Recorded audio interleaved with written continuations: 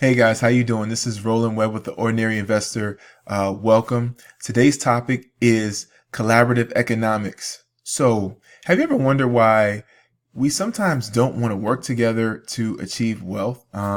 It's quite odd because a lot of us, if we attended college, we already used collaborative economics. Now, let me just give you a quick definition of collaborative economics, and that's just simply working together for everybody's gain. It's similar to mutualism in nature, where two things or two species work together to have a common benefit on both sides. Now, a lot of times, we don't do that. Now, there are some people who are doing it and are figuring it out. So people who are using Airbnb, people who are house hacking, people who are renting out rooms and portions of their homes, or even people who are using Uber, are using examples of collaborative economics. So they are using some of their assets or some of their things that they have to share with other people. So this is something that is prime in doing it. Let me share an example with you of collaborative economics that I experienced. So when I was young and I was just getting back from college and I moved in with the parents and I didn't really want to stay with the parents anymore, I called my friend up and I said, "Hey, do you want to go ahead and get an apartment?" And he said, "Yeah, we can do that." So I moved in with this friend, and he was a real good friend of mine, and we shared an apartment. We shared a space. We shared a 2-bedroom apartment.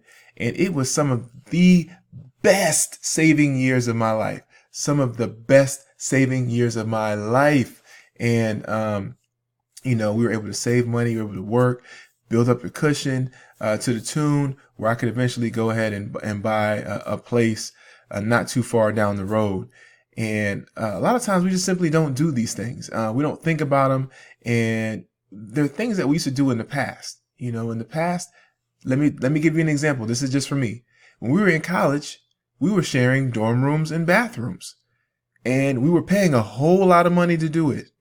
We were paying a whole lot of money to share dorm rooms and bathrooms. And when we get into the real world, sometimes we don't make that relationship like, hey, we could kind of live in a similar situation, especially if you're single, and benefit and not be spending a whole bunch of money if we can deal with each other for a little while. Now, if you're single, you have an opportunity of a lifetime if you can really do this well and execute, because if you're working job number 1, you can work job number 2, and you can have somebody that's also helping you pay down your mortgage, or somebody that you're renting a space with, so that both of you guys can save money. It's an excellent way to get rid of your biggest or lower your biggest expense, which is normally your living. And we see this in a lot of different, again, cultural groups. Sometimes we can see this collaborative economic stuff happen all the time. But if we're not using it to our advantage, that's one opportunity or missed opportunity that you're not taking advantage of. And yes, there are pros and cons to the sharing stuff. But as you can see, the sharing economy is the new way of the future. Airbnb, Uber, house hacking.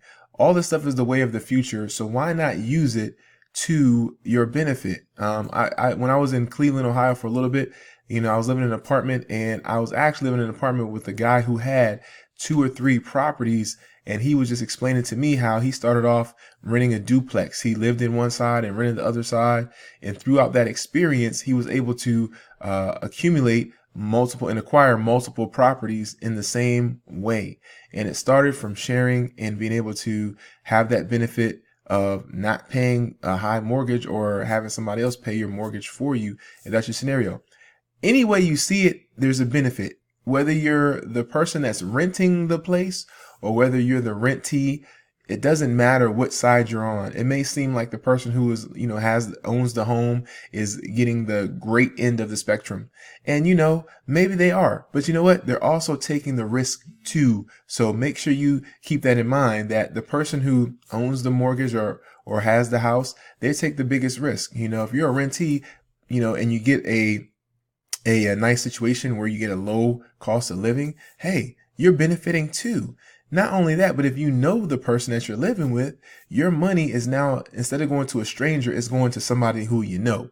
So that's another benefit of this thing. Your dollars go to people who you know. And that's another thing with collaborative economics. If you know people in your immediate sphere of influence that have the services or products that you need, make sure you patronize them so that your dollar goes further. Now, make sure, you're not getting ripped off, but make sure that you're patronizing people that you know that have the products or services that you need if they're in a similar price point, because then everybody benefits. You get the things that you need and you're patronizing someone who you know. So your dollar is staying in your sphere of influence. And to do that as many times as possible is a great situation for all parties involved. You're going to be spending your money on stuff anyway.